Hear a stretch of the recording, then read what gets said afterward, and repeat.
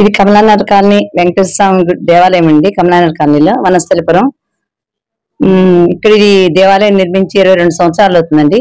ఇది 22వ వార్షికోత్సవం బ్రహ్మోత్సవాలు అన్నమాట. ఇది ఈ రోజు మొట్టమొదటి రోజు స్వామివారికి అష్టస్వామివారికి అభిషేకం జరిగింది. ఈ గుడి దేనికి ప్రాశస్త్యం అంటే 7 వారాల వెంకన్న స్వామిగా ప్రఖ్యాతి చెందిందండి. అలానే కళ్యాణ వెంకటేశ్వర స్వామి అని కూడా అంటారు.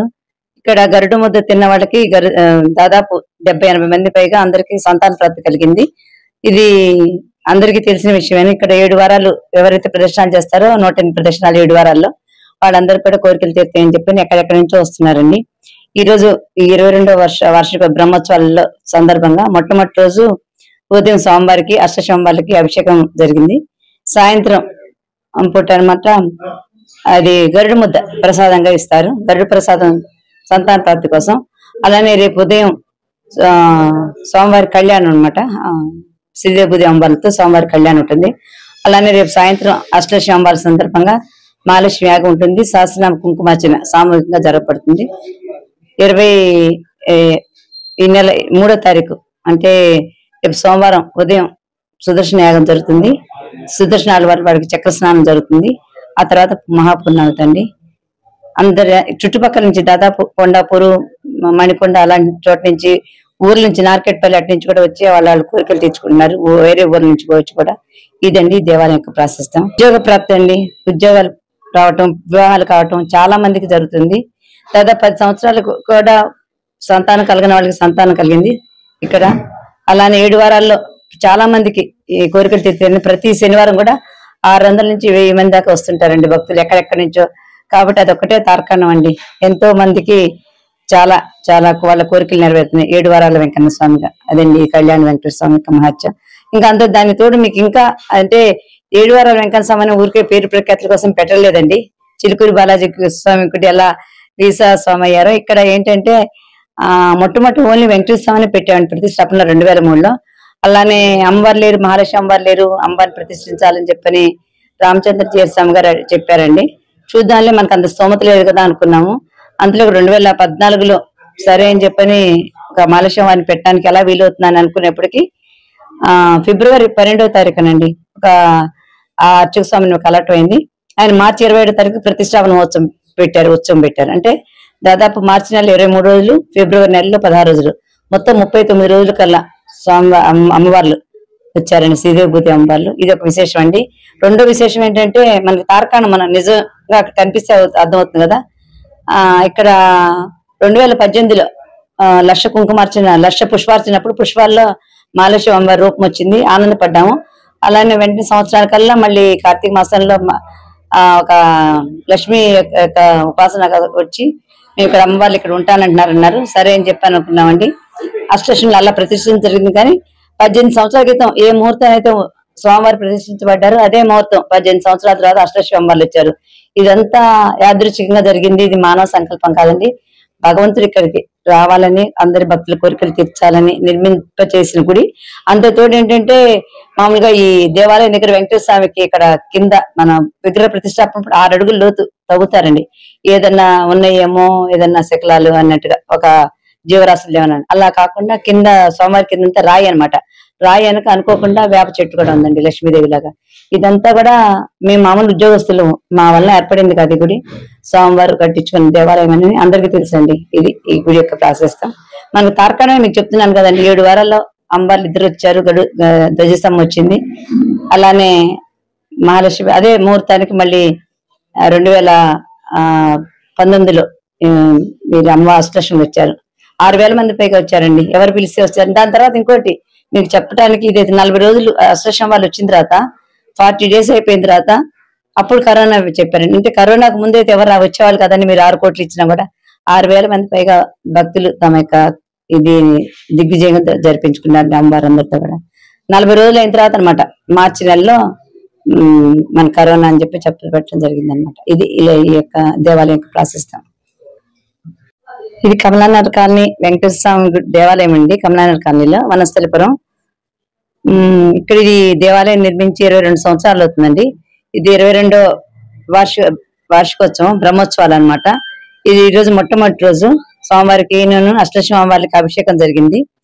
ఈ గుడి దేనికి ప్రాశస్త్యం అంటే 7 వారాల వెంకన్న స్వామిగా ప్రఖ్యాతి చెందిందండి. అలానే కళ్యాణ వెంకటేశ్వర స్వామి అని కూడా అంటారు. ఇక్కడ గరుడ ముద్ద తిన్న వాళ్ళకి దాదాపు 70-80 మంది పైగా అందరికి సంతాన ప్రాప్తి కలిగింది.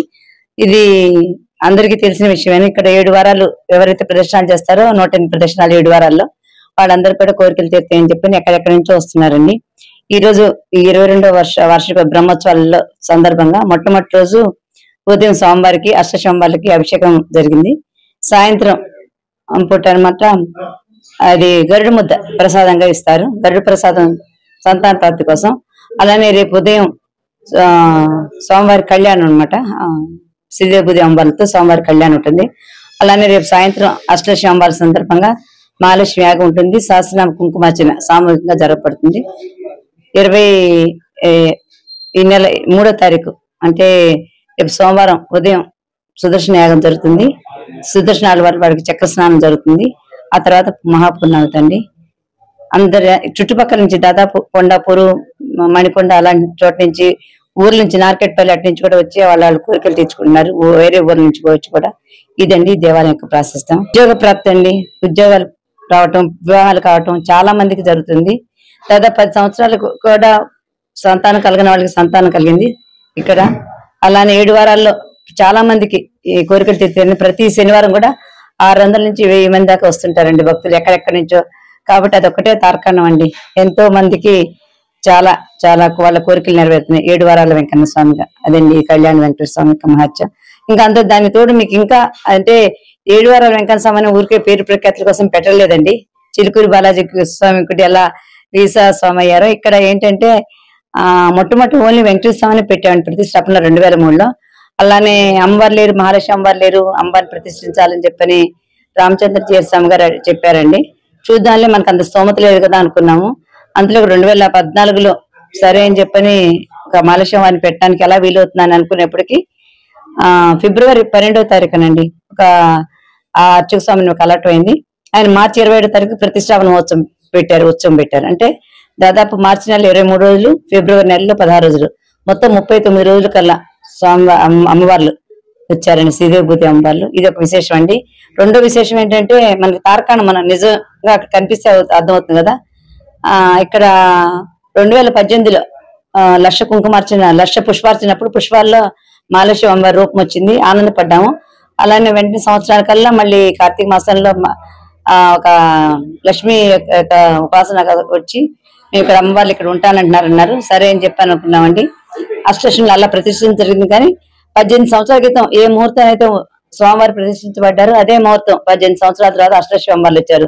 ఇదంతా యాదృచ్ఛికంగా జరిగింది. ఇది మానవ సంకల్పం కాదండి. భగవంతుడు ఇక్కడికి రావాలని, అందరి భక్తుల కోరికలు తీర్చాలని నిర్మింప చేసిన గుడి. అంతతోడు ఏంటంటే మామూలుగా ఈ దేవాలయం దగ్గర వెంకటేశ్వర స్వామికి ఇక్కడ కింద మన విగ్రహ ప్రతిష్టాపన 6 అడుగుల లోతు తవ్వుతారండి. ఏదన్నా ఉన్నాయేమో ఏదన్నా శకలాలు అన్నట్టుగా ఒక జీవరాశులు ఏమన్నా. అలా కాకుండా కింద స్వామివారి కిందంతా రాయి అనమాట. రాయి వెనక అనుకోకుండా వేప చెట్టు కూడా ఉందండి లక్ష్మీదేవి లాగా. ఇదంతా కూడా మేము మామూలు ఉద్యోగస్తులు మా వల్ల ఏర్పడింది కాదు ఈ గుడి.